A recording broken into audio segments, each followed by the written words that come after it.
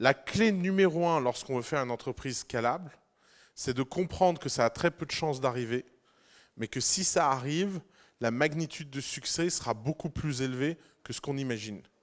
Et que donc, ça ne sert à rien d'avoir un plan B. Le seul plan B ambitieux dans une entreprise scalable, c'est la mort. Et si vous n'êtes pas prêt à faire face au fait que vous pouvez vous planter et que vous allez sans doute mourir, dans ce cas-là, vous faites preuve d'un manque d'ambition beaucoup plus grave que celui qui tient au fait de ne pas aller dans la presse et dire que vous voulez faire le prochain Google. Finalement, en 2019, l'ambition, elle est moins dans les déclarations, elle est beaucoup plus dans les actions.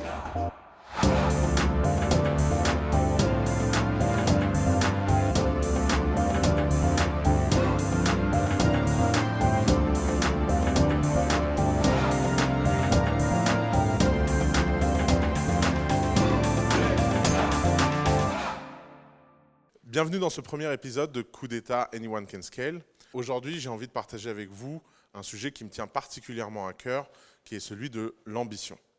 Qu'est-ce que ça veut dire être ambitieux et qu'est-ce que ça veut dire être ambitieux dans le cadre d'une société qui essaye d'atteindre une scalabilité importante? Grosso modo, il y a une narrative qu'on se raconte tous, c'est que les startups, pour réussir, elles ont besoin d'être ambitieuses. Et pourquoi on se raconte ça? Parce que tout simplement, on le vit, on l'expérimente, on le voit tous les jours.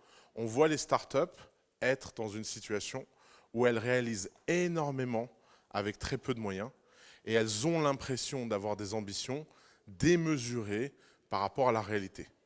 D'ailleurs, c'est une figure un peu caricaturale de ce qu'est une startup. Si vous avez regardé la série HBO Startup, il y a cet épisode incroyable de la compétition startup où toutes les startups viennent une par une sur scène dire « I want to change the world, another way to change the world, this will make the world a different place, this is going to make the world a better place », etc., etc.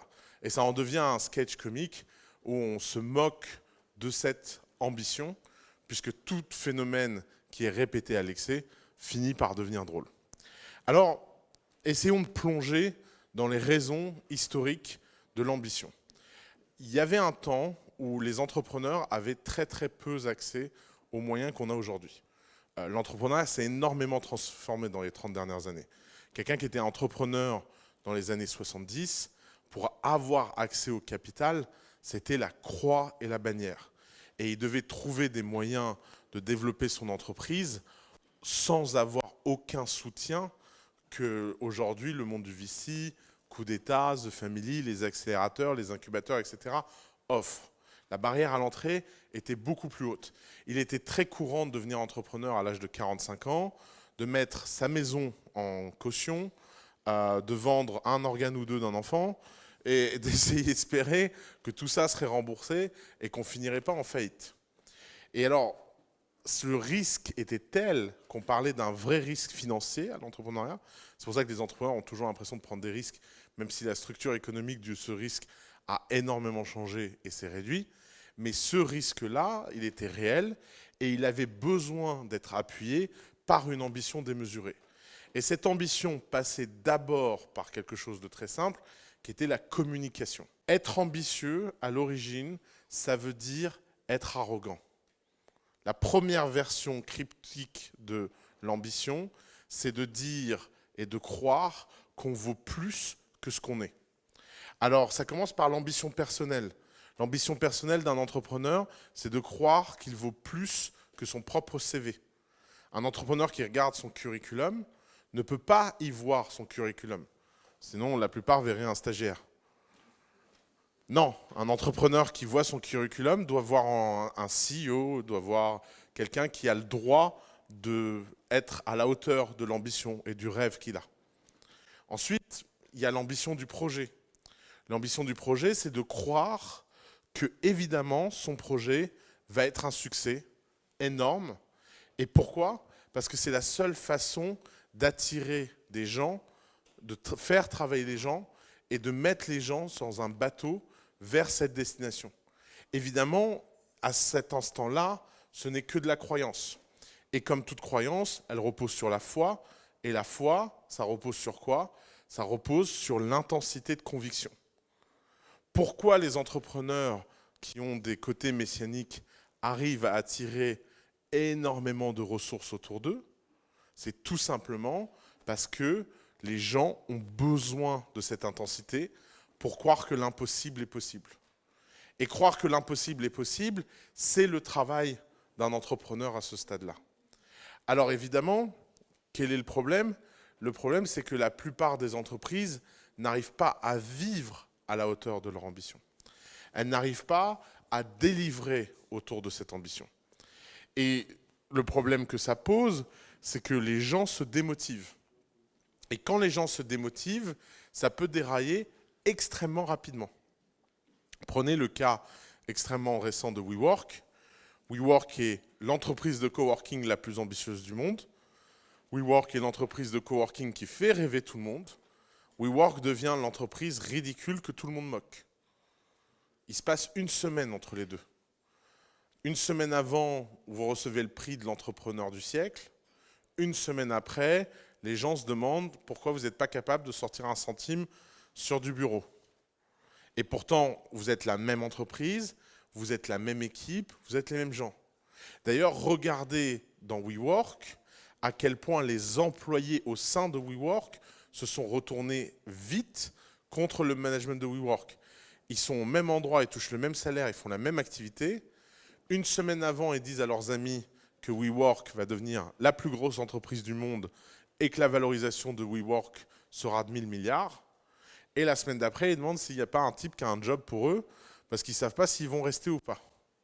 Comment ce genre de choses peuvent switcher aussi vite?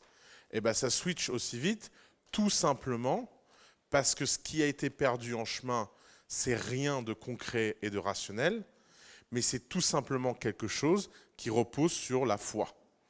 Et la foi, quand on la perd, on devient l'extrême. C'est un peu penser à un Amish qui découvre le monde et qui d'un seul coup se dit que finalement, la vie Amish, c'est pas ce qu'il a envie. Et ça, ce genre de descente hyper rapide de croyances, elles sont très très très dures à rattraper. C'est pour ça que le monde a changé. Il y a une nouvelle génération d'entrepreneurs qui est apparue. Dans les années 2000, les entrepreneurs avaient une ambition qui était beaucoup plus structurée et organique. Si vous prenez par exemple un Mark Zuckerberg, il a toujours été très très ambitieux. Mais son ambition s'est exprimée par étapes. Il a voulu être le meilleur réseau social d'Harvard, puis le meilleur réseau social des universités, puis le meilleur réseau social des écoles, puis le meilleur réseau social des lycées, puis le meilleur réseau social d'Amérique, puis le meilleur réseau social du monde. Vous voyez cette montée en puissance de l'ambition, pas par pas, elle a permis à Mark Zuckerberg de délivrer du résultat et donc de maintenir la croyance. Pourquoi? Parce que, en fait, la différence entre un Steve Jobs dans les années 80, qui est devenu un vrai modèle pour les entrepreneurs, et un entrepreneur en 2019, c'est que le niveau d'information des employés et des clients n'est plus le même. Dans les années 70 et dans les années 80, Steve Jobs, il allait à la télé, il faisait des clips comme 1984, et tout son but, c'était d'avoir l'air le plus grand possible, le plus impressionnant possible, et le plus fabuleux possible. Mais finalement, cette histoire, aujourd'hui, elle sonne un peu fausse, parce qu'on l'a eu tellement de fois, et tellement de fois ratée, qu'on réclame et qu'on exige de la part des entrepreneurs de l'authenticité. Si quelqu'un aujourd'hui traverse la porte et vient me dire, d'ailleurs j'en ai tous les jours, qui veut créer le prochain Facebook ou qui veut créer le prochain Google, ça sonne ridicule. Pourtant, à coup d'État, on essaie d'encourager les gens à être ambitieux. Mais ça sonne ridicule, non pas parce qu'il n'y a pas de raison qu'ils ne le fassent pas. Moi, je veux bien croire que tout le monde peut faire le prochain Google.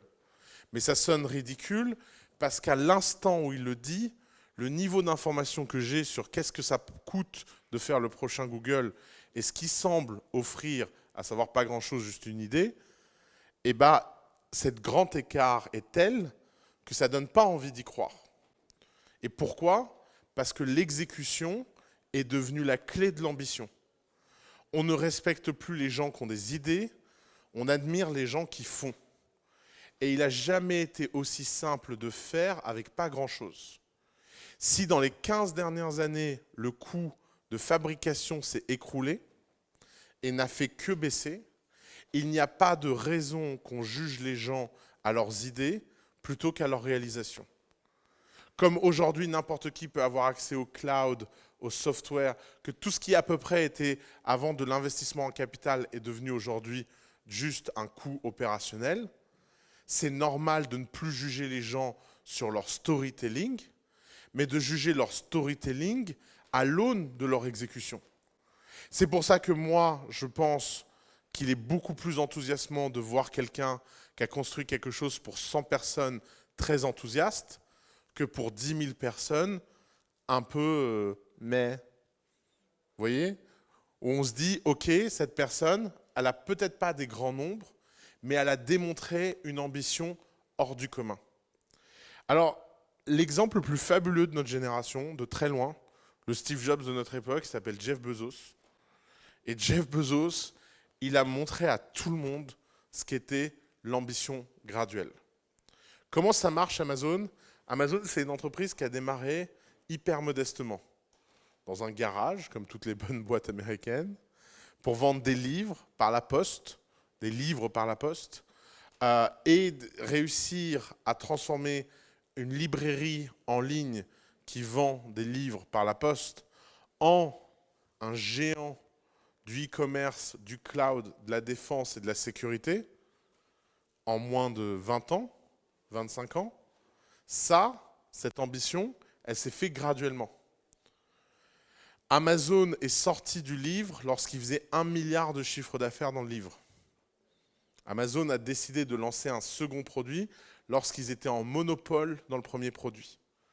Et c'est là où en fait la fonction et la réflexion d'intensité et de focus est devenue super importante. On ne peut plus se diversifier trop tôt, on doit rentrer extrêmement profondément dans une niche et construire quelque chose qui nous permet de conquérir d'autres niches.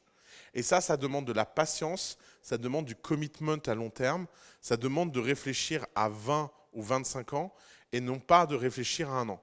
Vous n'imaginez pas le nombre d'entrepreneurs que je vois qui ont gagné un petit succès ou une petite victoire et qui vous disent « ça y est, la guerre est finie, je vais lancer une nouvelle bataille ».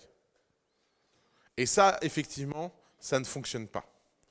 Alors, l'ambition en 2019, ça ressemble de moins en moins à quelque chose de spectaculaire et ça ressemble de plus en plus à l'histoire de Jeff Bezos du début.